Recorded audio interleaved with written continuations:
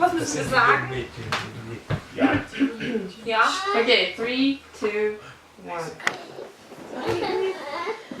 The value of sleep. Did you know that for about 1/3 of your life you're sleeping? So for example, if you're living for 75, 90 years, you're sleeping about 25, 30 years. And this is really a big number. A lot of scientists study in this sphere and really wanted to know, do we really need to sleep and how long we need to sleep? So I will tell you the phases of sleep. Usually it splits on 2 phases, so it's slow sleep and the fast sleep. For the slow sleep, it usually lasts about 90 minutes, and after the slow phase comes the fast phase.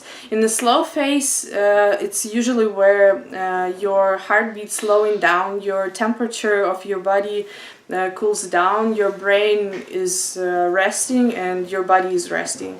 But when it goes to the fast phase, then your heartbeat goes up, your blood pressure goes up, your brain completely working. And this is the phase where you usually see in dreams, because your eyes are rolling like super fast. And the phases are going one after another one. And usually this has, like a normal health body has about 5 phases in a row. It could be also more or less. The fast phase, it's about 10-20 minutes, but it could start from 5 minutes and increase to the 1 hour, but it goes like one after another. And we know that when we sleeping enough, then we more energetic and our body rested, and we can achieve a lot of things during the day. But if we are sleepy, then we are pretty slowing down in everything that we're doing. And if we want to get a job and go into interview and like yanning and super sleepy, we're probably not gonna hear yes from our employer. Or if the guy goes on a date with a girl and has a super tired mood and falling asleep on her favorite movie, probably he's not gonna have luck with this girl further. I want to tell you about the consequences of lack of sleep, because this is really important for our body to get enough sleep. So first of all, our cognitive function goes down, so our memory, our attention, our thinking, everything is slowing down, and we are super slow to react. And according to statistics, every 5th accident on the road, it's because the driver was tired. Also, our immune system goes down because during we sleep, our body develop some special proteins that help us to protect from all of the viruses around us. And if we don't sleep enough, then we don't have enough those proteins. Also, overeating and overweight is case because of lack of sleep. Because when we don't sleep enough, then we're replacing the energy by food and by sweets, and our body needs more and more tasty food, and that brings us to the bad shape. Also, it decreases our productivity. So as I said, we're doing everything 3 times longer, and we are super sleepy, moody, and don't have desire to anything. So this leads us to the falling motivation as well. Also, it brings the bad habits. So the people who drinking coffee, they need more and more every day to wake up, or people who smoking also trying to make their brain working, and this is also bad for our body in by getting other diseases because of it.